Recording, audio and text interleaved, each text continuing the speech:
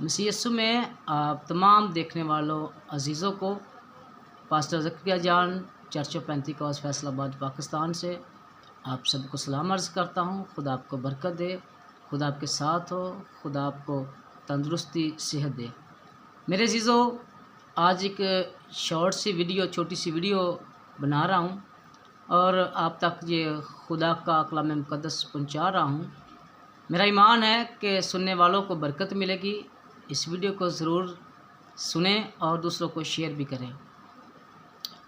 میرے عزیزوں، آج جو بات میں آپ سے کرنے جا رہا ہوں، یہ تمثیل جو بائبل مقدس کے اندر یعنی کہ انجیل مقدس کے اندر جو تمثیلوں میں کلام میرے خداوند یسوع المسیح نے کہا ہے یا کیا ہے، اس کی خصوصیات کو آج میں آپ کے ساتھ شیئر کروں گا۔ تھوڑی دیر کے لیے یہ اس پیغام کو ضرور سنیے گا۔ میرے عزیزوں، بعض علماء نے اناجیل میں سے یہ دکھانے کی کوشش کی ہے کہ مسیح نے جو تمثیلیں چند سادہ حقائق ذہن نشین کروانے کے لیے بیان کی، اس سے قبل کہ وہ اناجیل کے متن میں داخل کی جاتی۔ ابتدائی مسیحی معلمین نے اس پر تفصیلی معافی مطالب کا اضافہ کیا ہے، لیکن یہ اساسی اور اضافی عناصر میں امتیاز کی کوشش محض ظن و تخمین پر مبنی ہے۔ ان کی کوئی ٹھوس حقیقت بنیاد نہیں ہے۔ بہرحال میں آپ کو آج خدا کے کلام مقدس میں جو تمثیلیں بیان کی گئی ہیں ان کے بارے میں آپ سے ڈسکشن کروں گا۔ میں یہاں کہوں گا کہ خداوند یسوع المسیح نے جو تمثیلیں بائبل مقدس کے اندر کہی ہیں، ان کا بعض مواد فطرت سے لیا گیا ہے، فطرتی چیزوں سے، فطرت سے لیا گیا ہے۔ مثلا بیج بونے والا، جو کہ مرکز کی انجیل کے 4 باب کی پہلی 9 آیات تک لکھا گیا ہے۔ پشیدگی میں بڑھنے والا بیج جو ہے وہ مرکز کی انجیل 4 باب کے 26 سے 29 آیات میں لکھا گیا ہے۔ رائی کے دانے کا ذکر کیا گیا، وہ تمثیل کہی گئی ہے، وہ مرکز کی انجیل کے 4 باب کی 30 سے 32 آیات تک۔ اور اس طرح کڑوے دانے کے بارے میں تمثیل متی کی انجیل کے بارے میں لکھا گیا ہے اور اس کے تقریباً 13 باب کی 26 آیات میں لکھا ہے۔ اور اس طرح کی تمثیلیں، اس طرح کی واضح تمثیلیں وہاں پر بیان کی گئی ہیں۔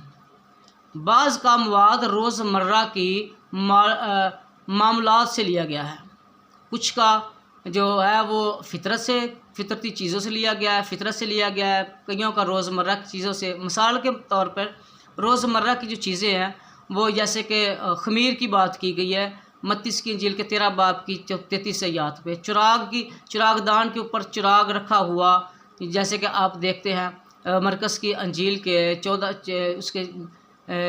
4 باب کی 21 آیت میں لکھا ہے۔ کھوئی ہوئی بھیڑ اور کھویا ہوا سکہ لوکا کی انجیل کے 15 باب کے 3 سے 10 آیات تک آپ پڑھ سکتے ہیں۔ ضدی دوست کے بارے میں لوکا کی انجیل کے 11 باب کی 15 آیات میں دیکھ سکتے ہیں، اور 10 کنواریوں کے بارے میں آپ دیکھ سکتے ہیں متی کی انجیل کے 25 باب میں، اور اس کی پہلی سے 13 آیات کو پڑھیں گے تو وہاں پر لکھا ہوگا۔ اس کی چند تمثیلیں ہیں۔ بعض کا جو مواد ہے وہ ہمعصر تاریخ کے معروف واقعات پر مبنی ہے۔ تیسری بات، اگر آپ لوکا کی انجیل کی 14 باب میں 14 آیت میں پڑھیں گے، اور بعض کا مواد فرضی مگر عام اور اتفاقی ممکنہ واقعات سے ماخذ ہے۔ مثلا بے انصاف قاضی کے بارے میں لوکا کی انجیل اس کے 18 باب کی 2 سے 8 آیت میں لکھا ہے۔ بچوں کا کھیل، جو کہ لوکا کی انجیل کے 7 باب کی 31 آیت سے لکھا گیا ہے۔ پاکستان میں مزدور جو ہے وہ متی کی انجیل کے 20 باب کی پہلی سے 16 آیات تک۔ بے انصاف مختار کے بارے میں لوکا کی انجیل کے 16 باب کے اندر لکھا گیا ہے۔ اور ایسی سچائی کو سیکھنا مقصود ہوتا ہے جو سامعین کے تجربے سے بے عید ہوتی ہے۔ تو اس وقت متعلقہ تمثیلیں کچھ زیادہ فرضی اور تعلیمی ہو جاتی ہیں، جس طرح امیر آدمی اور لازر کی تمثیل آپ نے سنی ہے اور پڑھی بھی ہے۔ اور اس کے بارے میں مصرف بیٹے کی تمثیل بھی آپ نے پڑھی ہے، اور یہ لوکا کی انجیل کے 16 باب میں یہاں مسیح نے تمثیل کو ان الفاظوں میں سمیٹا۔ اس نے ان سے کہا کہ جب وہ موسیٰ اور نبیوں کی ہی نہیں سنتے تو اگر مردوں میں سے کوئی جی اٹھے گا تو اس کی بھی نہ سنیں گے۔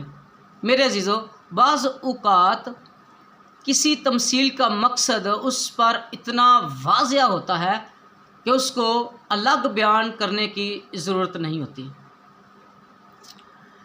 بیوقوف دولت مند کی تمثیل میں اس کا واضح سامع کے ذہن میں خود بخود نقش ہو جاتا ہے کہ جب دولت مند اپنی باقی ماندہ زندگی کو عیش و آرام سے بسر کرنے کے جو سارے انتظام ہے مکمل کر کے اطمینان کا جو سانس ہے وہ لینے ہی والا تھا کہ موت کا پروانہ آ پہنچا، اس کی موت جو ہے وہ ہو گئی۔ لوکا کی انجیل کے اگر ہم 14 باب کی اس کی 16 سے 21 آیت کو پڑھیں تو یہاں پر یہ واقعات ملتا ہے۔ تو بھی اس تمثیل کا اختتام اس مقولے سے لیا گیا ہے کہ ایسا ہی وہ شخص ہے جو اپنے لیے خزانہ جمع کرتا ہے اور خدا کی نزدیک دولت مند نہیں ہے۔ سادہ سی تمثیلیں بھی ہیں، اس میں سامعین جو ہے وہ خود وہ سمجھ لیتا ہے کہ یہ واقعہ یہ بات کس کے متعلق ہو رہی ہے، ٹھیک ہے۔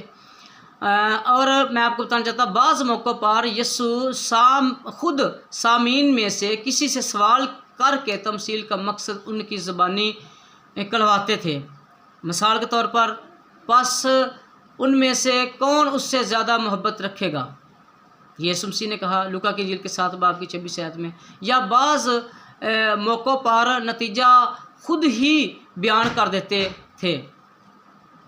کبھی تمثیل کے آخر میں متی کی انجیل کے 18 باب کی 35 آیت میں لکھا ہے، وہ معاف نہ کرنے والے نوکر کی تمثیل کا بیان ان لفظوں میں بیان کرتے ہیں، میرا آسمانی باپ بھی تمہارے ساتھ اسی طرح کرے گا اگر تم میں سے ہر ایک اپنے بھائی کو دل سے معاف نہ کرے۔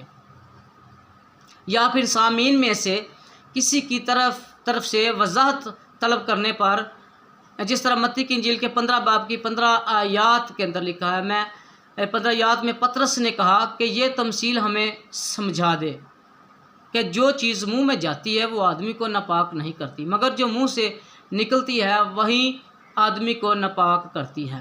میرے عزیزو، اکثر و بیشتر تمثیل سنانے کے بعد مزید وضاحت نہیں کی گئی، بلکہ سامعین سے توقع کی گئی ہے کہ وہ اس کا مطلب کو خود سمجھیں۔ سامعین اکثر اس کا مقصد سمجھ جاتے تھے، خواہ وہ قابل قبول ہوتا یا نہ ہوتا۔ اس کی ایک مثال مرکز کی انجیل کے 12 باب کی 13 آیات میں ملتی ہے۔ یہاں مذہبی رہنما جانتے ہیں کہ یسوع نے ظلم باغبانوں کی تمثیل انہی کے خلاف کہی ہے۔ میرے عزیزو، یہ تمثیلوں کی خصوصیات ہے، تمثیلوں کی باتیں ہیں، ان کی وضاحت جو میں نے آپ کے ساتھ شیئر کی ہے۔ میرا ایمان ہے یہ چھوٹی سی 8-9 منٹ کی ویڈیو آپ کو پسند آئی ہوگی، اور یہ تمثیلیں جو بہت سے تمثیلیں بائبل مقدس کے اندر، نئے عہد نامے کے اندر، انجیل مقدس کے اندر لکھی گئی، میں نے متی اور مرقس اور لوکا کی تینوں اناجیل میں سے آپ کے ساتھ شیئر کی ہے۔ اس کو آپ نے سنا ہے، آپ دوسروں کے ساتھ شیئر کریں۔ آپ کو خدا برکت دے، آپ کے خدا ساتھ ہو، اور God bless you all of you.